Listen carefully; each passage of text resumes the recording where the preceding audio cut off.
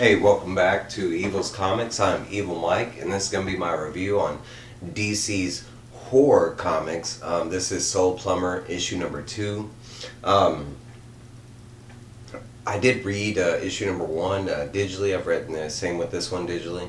But the first issue, I didn't do a review on it. Honestly, I wasn't very impressed with the first issue. It's not that it was a bad comic. It's just not what I thought it was going to be.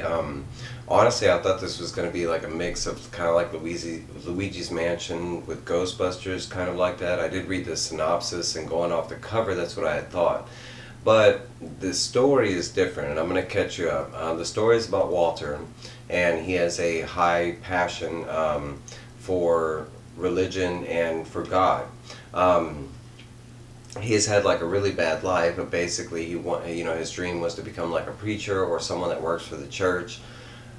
Due to other reasons in his life, he has not been able to do so, but he ends up working for a gas station that has like a church, kind of like a little church inside. So he's still able to be close to the church.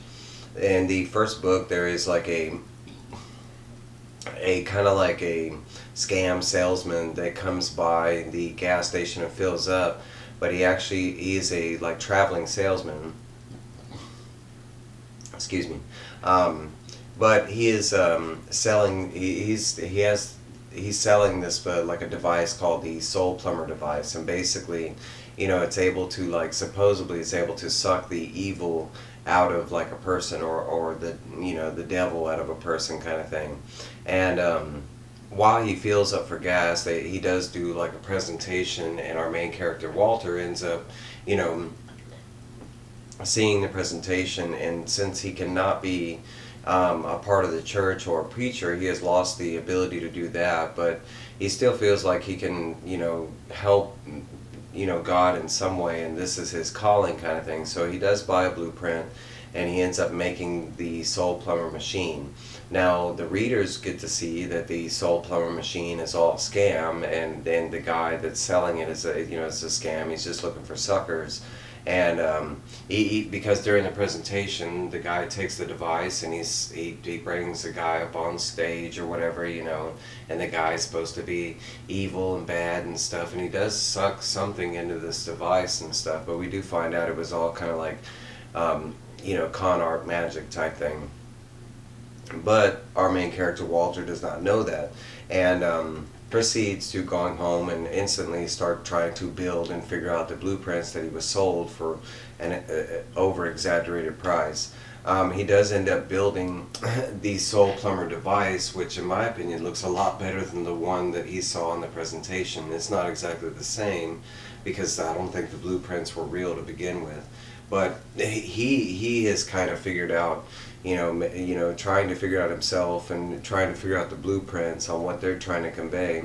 He actually builds a Soul Plumber device. So during the story, the first part of the story, the main book, is you're mainly following like a customer that comes into his gas station, that it's really the first person he wants to try the Soul Plumber device on, because he believes in the good in everybody type thing.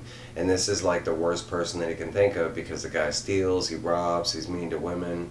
And like as you follow through the comic book, they're kind of like setting up all these events, so you as the reader really hate this guy that he's about to try and bring the good back into his life, kind of thing.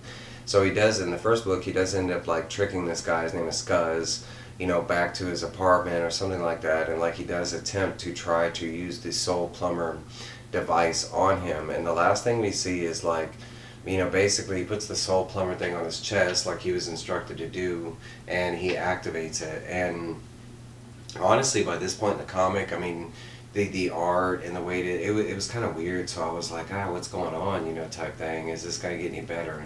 And instantly when he turns the Soul Plumber machine on, it's not exactly what I thought was going to happen, because instantly like a vacuum comes on, it's like, and just like, I mean, not like I thought, because I didn't think this was going to happen, but basically this whole part of this guy's body just gets sucked into this machine. So like all the skin, meat, muscle, lungs, everything is just gone. His rib cage are kind of like, sucked outward. It is a very horrifying scene, very disturbing. I mean, not overly graphic or anything like that, but when you're reading the book and you get to that scene, and it's really like the last couple pages of the book, it really catches you by surprise. But he does end up sucking out something that's like a purple, like a neon purple, like floating globe orb type thing. It does have two eyes, but it looks kind of like just a floating orb or whatever, and that's the end of the first issue. And the second issue, going through it, he still hasn't realized that he killed the guy Scuzz, because now Scuzz is dead. I mean, after what happened to him and him hooking the soul plumber machine up to him, he's dead. But he has not really connected. He's kind of like more focused on the orb that's floating around, because he believes it to be a demon or a devil or something evil. And he's not sure, like, because he had it in it, the machine has like a glass dome thing where you're supposed to catch the badness in a person or whatever that he saw happen during the presentation, and his device has that same globe, and the orb was in the globe for like a second, and then it floated out, and he's for a little while he's trying to figure out why the thing's still floating around and what he's supposed to do with it, kind of thing. They kind of go into like he goes through like all his relics or whatever that he brought with him, like supposedly holy relics, and mainly he pulls out a spatula that's supposed to be this holy spatula that he tries to attack the purple orb, and the orb kind of just moves around, kind of thing. Eventually the orb does like kind of touch his face, and all of a sudden this is where it got me hooked, because the whole comic, the art, everything changes. It goes into this whole trippy, like, flashy kind of medium, but basically that thing takes him to another dimension. And you actually get to see what this thing looks like, and it is a kaiju-sized, like, kind of female goddess-looking entity that has 9 boobs. Yep, 9 boobs, and basically it starts telling him that and he's tripping out. He's trying to get over the 9 boob thing, and that this thing is really tall, but the thing starts telling him that his name is Blurb, yes, Blurb, and that somehow or another he did pull Blurb from his dimension into ours. Now, there's very little information that goes from Blurb to Walter, but basically at that moment when he connects with his head and in this dimension, he really goes through Walter's like whole life up into that point, and you really get the whole backstory on who Walter is, why he couldn't become like a preacher, what he did, and it really amounts to like he was a preacher, and he part of the church, and like through an accident he ends up thinking he sees a miracle and calls the Vatican and everything, and to report the miracle, and they come to investigate it, and it wasn't a miracle, and he just kind of spoke too soon, so he gets kicked out of the church because of that. And I think they forever ban him from either working in the church or becoming a preacher. So that's how he ends up at the gas station. But basically, after you find out Walter's origins, he's spit back into the apartment where he was. Instantly, we're greeted by Elk, it's a friend that we met in the first issue. And he comes in, and this is kind of like when they pinpoint the hey, Scuzz is dead kind of thing, because he comes in and he's like, what the hell, I left y'all for a second kind of thing, and now Scuzz is dead on the floor. But not only that, but like, it's very graphic the way he's just laying on the floor with his ribcage spread open. He kind of shows the glurp to Elk, and he does this whole explanation, says he caught it on film. And then basically, like, Elk's like, hey, I'm not worried about that. I'm not here to judge, that kind of thing. I'm glad you felt like it worked. Let's take care of this body and then deal with whatever blurp is. So they do proceed to, like, kind of roll up the body in carpet, all that goodness that you see in movies and stuff like that. And they proceed to getting rid of the body. Elk mentioning that Walter's going to have to do a lot of cutting up and that kind of stuff. And Walter tells Blurb to, like, stay in that apartment that he was in, and that he'll be back and stuff like that. Don't worry. And through this whole comic, we find out that Blurb, for some reason, well, not for some reason, but like going through Walter's memories and who he is and how he came to the point that he is and met Blurb.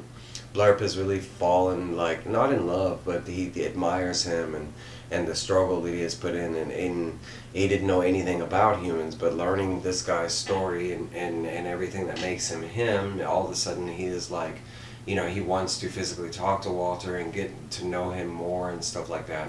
So we do see the orb like break out of the apartment through the window and flies out, and he starts thinking to himself, because we're seeing thought bubbles. And when Walter first met Blurb, the only time that he was able to talk to Blurb was in that other dimension. When he was in the real world in his apartment, he was not able to talk to Blurb. Every time you saw the captions from Blurb, it was in some weird, like, alien-looking, you know, text or whatever.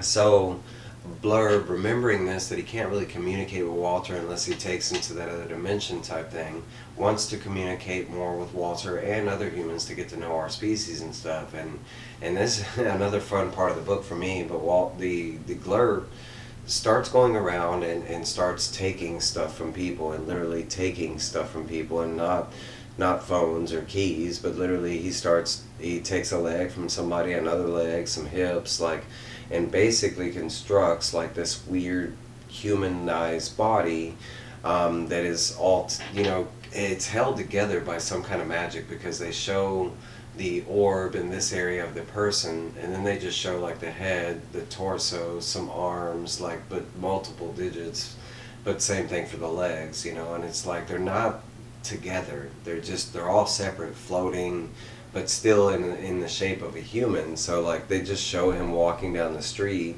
in his new body, his new human costume, as he says it. But now Glorp is on his way to try to find Walter to have this conversation with him, and they just show him walking down the street, and people like seeing him, and they're like, what the fuck, you know, I mean, not including the people he killed to get those parts from those people, because he ripped off somebody's head and somebody's torso, and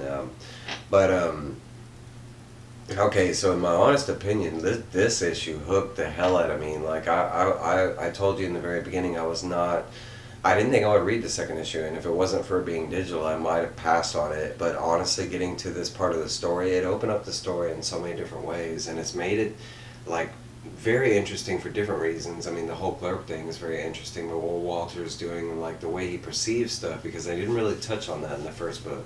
Because I mean, he started it out, he killed, and that was kind of it, where they left it off. But the whole comedy and him kind of like, oh yeah, you know, oh I got the evil out of him kind of thing. But I don't know, I've kind of like told people, you know, you might want to pick this one up. This one seems like it's going to be a good story. I mean, the horror alone, it got really bloody in this issue and stuff like that, so it definitely does fit in the horror column. And I could definitely see this being like a horror flick where there's some like, you know, crazy plumber running around, you know, soul plumber running around town trying to suck the evil out of people's chest kind of thing.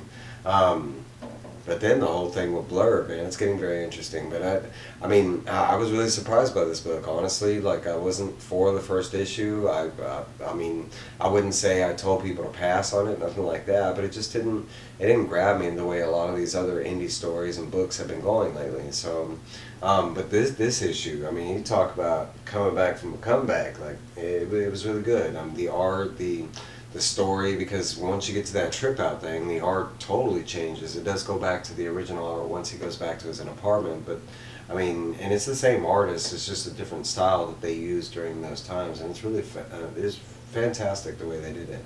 But hey, that's my review. I got more coming. I always got reviews coming. That's what I do. I will see y'all later. Bye.